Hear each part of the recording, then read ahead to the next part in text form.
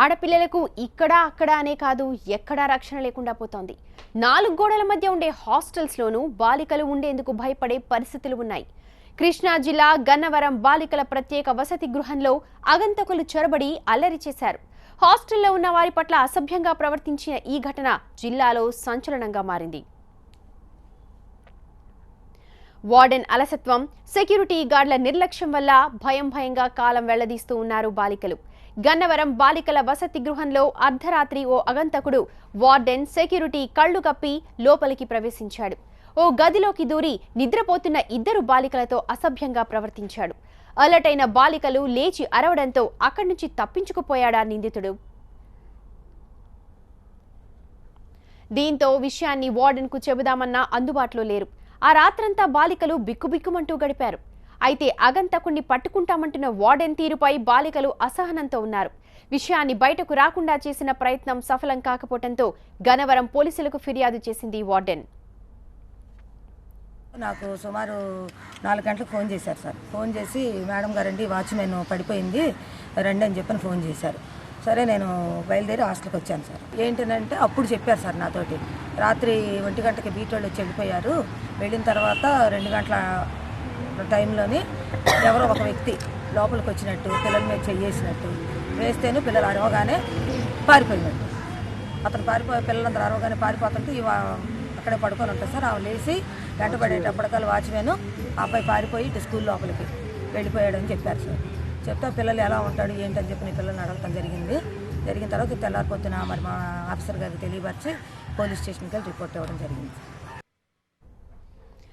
ఆగంతకులు hostel వైపు రావడం ఇది కొత్త కాదని, చాలాసార్లు తమ వసతి గృహం చుట్టూ తిరగడం చూశామని బాలికలు చెప్తున్నారు.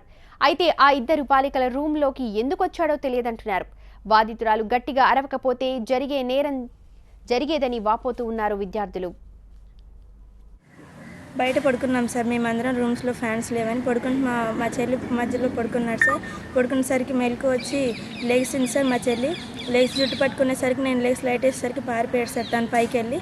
తర్వాత మళ్ళీ అదే రిపీట్ అయింది సార్.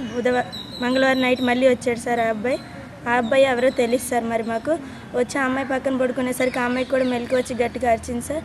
అరిచి ఆంటీని పిలిచింది సార్. ఆంటీ వచ్చి ఆ అబ్బాయిని పట్టుకునే ప్రయత్నం చేస్తుండగా ఆంటీ పడిపోయింది సార్. అబ్బాయి మెస్ తీసుకుని బయటకు పారిపోయాడు సార్.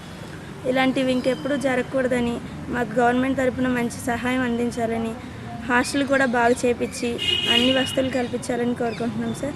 2 ఆడపిల్లల మధ్యలో పడుకున్నాడండి. పడుకునేసరికి వాళ్ళు ఏం చేశారని చెప్పి చూసేసరికి వాళ్ళు చూసి మగోడని చెప్పి భయపడి గట్టిగా అరిచేసిందండి అమ్మాయి. అరిచేసరికి ఆ అబ్బాయి వెళ్ళిపోతుండగా జారి పడిపోయేసరికి తలుపు సహాయంతో లేచాడండి. లేచి తలుపు సపోర్ట్తో లేచి బయటికి రావడం ఆంటీ చూసింది సార్. వాచ్మెన్ ఆంటీ చూసేసరికి పట్టుకుందామని చెప్పి ప్రయత్నం చేసేలోపు ఈ వాచ్మెన్ ఆంటీ పడిపోయింది సార్. పడిపోయేసరికి ఇంకా అబ్బాయి వెళ్ళిపోయాడండి. ఇక మీదట ఇలాంటి ఘటనలు జరగకుండా సీసీ కెమెరాలు ఏర్పాటు చేస్తామంటున్నారు సోషల్ వెల్ఫేర్ అధికారులు. రక్షణ చర్యలు కూడా తీసుకుంటామంటున్నారు. పిల్లలు పడుకుంటే తెల్లజామున 2 తర్వాత ఆ టైంలో 1 గంటకి బీట్ కానిస్టేబుల్ వచ్చాయంటండి. వచ్చి రికార్డ్ మెయింటైన్ చేస్తున్నాం. వాళ్ళు వచ్చి వాచ్మెన్ లేపి సంతకం పెట్టి వెళ్తారు.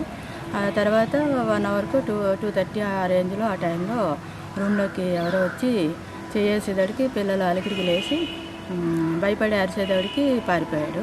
వాళ్ళేమో ఆంటీ అనేదడికి ఆవిడ కూడా పట్టుకోవడానికి పరిగెడితే ఆవిడ జారి పడిపోయింది ఏంటండి. తర్వాత బయటకు వచ్చి చూసేసరికి అతను దొరకలేదు. ఈ విషయం నాకు ఆవిడ రిపోర్ట్ చేశారు. సరే వెంటనే పోలీస్ కంప్లైంట్ ఇవ్వమని మళ్ళీ నేను కూడా వచ్చి మళ్ళీ ఆవిడని తీసుకుని పోలీస్ స్టేషన్కి వెళ్ళి కంప్లైంట్ ఇచ్చాను. తర్వాత ఎస్ఐ గారు అది వచ్చి పిల్లల దగ్గర స్టేట్మెంట్ అది తీసుకున్నారు.